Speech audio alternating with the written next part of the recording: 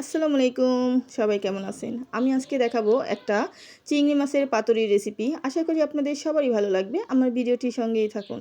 আমি এখানে কিছু নিয়ে নিয়েছি মসুর ডাল। আর আমরা কিন্তু সবসময় খেসারি ডাল দেখেই থাকি, কিন্তু এই মসুর ডালের বড়াটা কিন্তু খুবই মজা হয়ে থাকে। বা যে কোনো রেসিপি বানান না কেন, আমি আজকে এই মসুর ডাল দিয়ে চিংড়ি মাছের পাতুরিটা তৈরি করব।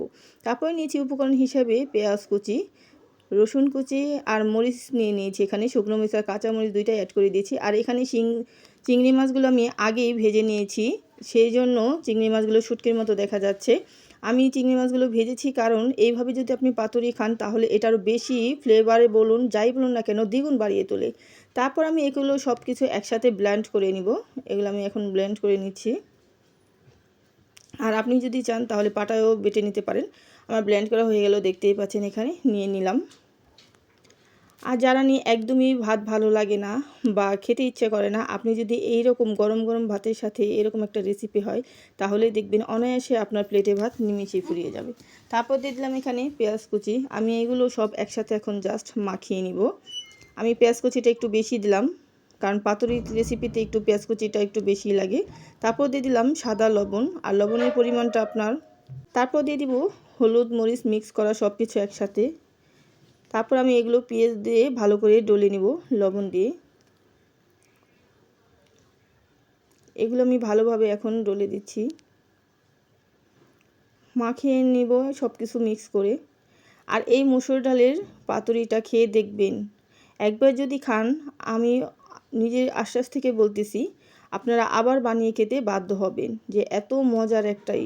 তারপর আমি সব চিংড়ি মাছগুলো দিয়ে দেব। আমি চিংড়ি মাছগুলো আগেই ভেজে নিয়েছি, যার ফলে শুটকি মাছের মতো দেখা যাচ্ছে। আর আপনি যদি চান তাহলে কাঁচা মাছটা দিতে পারেন। আর চিংড়ি মাছটা আমি একদম ফাঁকি করে দেব, সেহেতু আমি আগেই ভেজে নিয়েছি। কাঁচা চিংড়ি মাছের পাতুরি খেয়েছেন, এইভাবে একবার চিংড়ি মাছের শুটকির মতো করে পাতুরি খেয়ে দেখুন যে কত মজার। তারপরে এখন আমি সবগুলো একসাথে ভালোভাবে হাত দিয়ে মেখে নেব। এখন আমি সবগুলো একসাথে হাত দিয়ে ভালো করে মেখে নিচ্ছি। তারপর দিয়ে দিব একটু সরিষার তেল। আর সরিষার তেলটা আপনাকে অবশ্যই দিতে হবে। সরিষার তেল দিয়ে ভালোভাবে সব আমি এই ডোটা তৈরি করে নেব। ডালের যে ইটা আছে সবগুলো আমি মেখে নিলাম। আর আমি এখানে বানাবো লাউ পাতা দিয়ে চিংড়ি মাছের পাতুরি, সেহেতু আমি এখানে ভালোভাবে মেখে নিলাম। তারপর নিয়ে নিলাম এখানে একটা পাতা। আর এখানে লাউ পাতা বলুন, কুমড়ো পাতা বলুন, সব পাতা আপনি নিতে পারেন। আমি দুটাই নিয়েছি, আমি দেখাচ্ছি এক এক করে। তারপরে আমি এই পাতাটার ভিতরে দিয়ে ভালোভাবে দুই সাইড থেকে সুন্দর করে একদম এটাকে ভাঁজ করে নেব। আর আমার এই পাতাটা যে নিয়েছি একটু ছোট, সেই জন্য একটু ভাঁজ করার সমস্যা হয়ে যাচ্ছে। আপনি একটু বড় পাতা নিলে ভালো হয় বেশি। ছোট তাও সুন্দরভাবে একদম ভাঁজ করা হয়ে গেছে। আমি ছোট ছোট করে বানাবো, সেহেতু আমি ছোট ছোট করে নিয়ে নিলাম। তারপর আমি আরেকটা পাতা দেখাচ্ছি এখানে, এটা হলো কুমড়ো পাতা।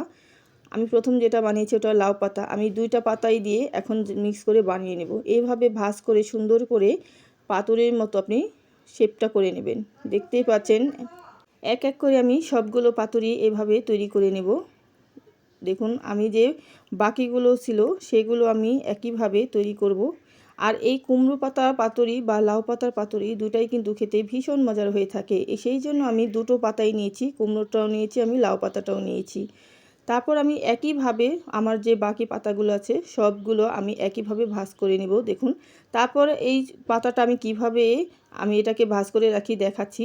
তারপর আমি এই পাতা সবগুলো একটু সুতো দিয়ে আমি পেঁচিয়ে নিয়েছি, কারণ এভাবে ভাজতে গেলে অনেকেই বলে যে ছুটে যায়। সেই জন্য আমি সুতো দিয়ে হালকা করে জাস্ট একটু পেঁচিয়ে নিয়েছি, যাতে করে পাতাটা ভাজার সময় না ছুটে যায়। দেখতেই পাচ্ছেন সবগুলো পাতাই আমি এভাবে মুড়িয়ে নিয়েছি। তারপর আমি অপর পাশে তেল গরম করতে প্যানটা বসিয়ে দিলাম। তেলটা প্রায় গরম হয়ে গেছে। প্রথমে আমি একটু হাই হিটে দিয়েছি, তারপর একদম লো হিটে দিব। কারণ আপনি হাই হিটে যদি দেন তখন দেখা গেছে পাতাটা উপর থেকে হয়ে যাবে, কিন্তু আপনার যে ভিতরে ইগুলো আছে সেগুলো কিন্তু কাঁচা থেকে যাবে। সেই জন্য অল্প অল্প করে আঁচটা দিতে হবে, আর একটু ধৈর্য সহকারে এটা ভেজে নিতে হবে। এভাবে হালকা হালকা করে আমি সবগুলো পাতা ভেজে নেব। আর আমি সবগুলোই দিয়ে দিলাম একসাথে। আর এটা একদমই খুবই লো হিটে একদম ভেজে নিতে হবে বেশি। তারপর আমি এগুলো হালকা হালকা করে ভেজে নেব, আর একদম লো আঁচে ভাজতে হবে। আমার অনেকক্ষণ পর্যন্ত সময় লেগেছে এই পাতুরিগুলো ভাজতে। দেখুন কালারটা কিন্তু এখন আরও গাঢ় হয়ে গেছে। এভাবে যতক্ষণ না পর্যন্ত এই পাতার কালারটা চলে আসে ততক্ষণ পর্যন্ত আমি এভাবে অল্প অল্প করে ভেজে নেব। গরম তেলের কারণে দেখুন কালারটা কিন্তু আরও চকচক করতেছে, ঠিক না? দেখুন কালারটা কিন্তু খুবই সুন্দর এসেছে। এইভাবে হালকা হালকা করে আমি সবগুলো ভেজে নেব। তারপর আমি একটু ঢাকনা দিয়ে হালকা করে ঢেকে দেব, যাতে করে পাতার ভেতরে যে মাছগুলো আছে এইগুলো আছে সবগুলো যেন ডালটা ভালোভাবে সিদ্ধ বা ভাজা হয়ে যায়। তারপর আমি ঢাকনাটা তুলে নিয়ে ওই একইভাবে দেখুন প্রায় কিন্তু হয়ে এসেছে। তারপর এইভাবে আমি হালকা হালকা করে কালারটা করে নিচ্ছি। কালারটা কিন্তু প্রায় চলে এসেছে, দেখুন দেখতেই পাচ্ছেন কালারটা চলে এসেছে। এভাবে অল্প অল্প করে ভেজে নেবেন। আর অনেক সময় দেখা গেছে ভাতের সাথে খেতে গেলে মাছ মাংস, বড় মাছ মাংস খেতে খেতে অতিরিক্ত লেগে যায়, তখন এরকমভাবে একবার পাতুরি করে খাইয়ে দেখবেন যে কতটা লোভনীয় হয়ে থাকে। এভাবে দীর্ঘ সময় অনেকক্ষণ পর্যন্ত রেখে তারপর দেখুন ফাইনালি কালারটা চলে এসেছে একদম। আমি চুলার আঁচটা একদম কমিয়ে দিয়েছি, যার কারণে অনেকক্ষণ সময় লেগেছে। অল্প অল্প করে এভাবে কালারটা চলে এসেছে। প্রায় দেখুন এভাবে অল্প অল্প করে সবগুলো পাতুরি আপনি ভেজে নেবেন। আর চিংড়ি মাছটা খেতে কিন্তু সবারই মোটামুটি অনেক পছন্দ হয়ে থাকে। আর আমি এটা শুটকির মতো করে করেছি, এটা তো আরও বেশি টেস্টি হয়ে থাকবে। আপনারা একবার বাড়িতে তৈরি করে খেয়ে দেখলেই বুঝতে পারবেন যে এটা কতটা মজার। আর আমার এই পাতুরির রেসিপি যদি আপনাদের কাছে একটুও ভালো লেগে থাকে তাহলে প্লিজ লাইক শেয়ার করতে ভুলবেন না। তারপর পাতুরিটা হয়ে গেছে, আমি এক এক করে এখন সবগুলো পাতুরি তুলে নিচ্ছি। আমি আর কালার করব না, বেশি একদম অতিরিক্ত কালার করলে এটা তেতো হয়ে যাবে, সেই জন্য আমি সবগুলো তুলে নেব। এভাবে আমি সবগুলো পাতুরি এক এক করে তুলে নিচ্ছি। তারপরে যে আমার বাকি পাতুরিগুলো ছিল সেগুলো আমি একই প্রসেসে ভেজে নেব। আমার এখানে আরও কিছু আছে। তারপর দেখুন ফাইনালি সবগুলো হয়ে গেল, একদম পাতুরিগুলো কালারটা চলে এসে। তারপর যে আমি সুতো দিয়ে বেঁধে দিয়েছিলাম, এখন আমি ওই সুতোগুলো খুলে দেব। দেখুন সুতো খোলার পরেও কিন্তু এক ফোঁটাও নড়াচড়া হয়নি, যেমন পাতুরি আমি তৈরি করেছি তেমনই ছিল। আর সুতোটা যদি আমি না দিতাম তাহলে কিন্তু এটা খুলে যাওয়ার সম্ভাবনা বেশি থাকতো আর ভেঙেই যেত। আমি বাকি যে এগুলো ছিল দেখুন ইজিলিভাবে একদম হালকা একটু টান দিলেই সুতোটা তুলে আসছে। দেখুন একদম পারফেক্টভাবে হয়ে গেছে, দেখেই বুঝতে পাচ্ছেন কতটা লোভনীয় দেখাচ্ছে এই পাতুরিটা।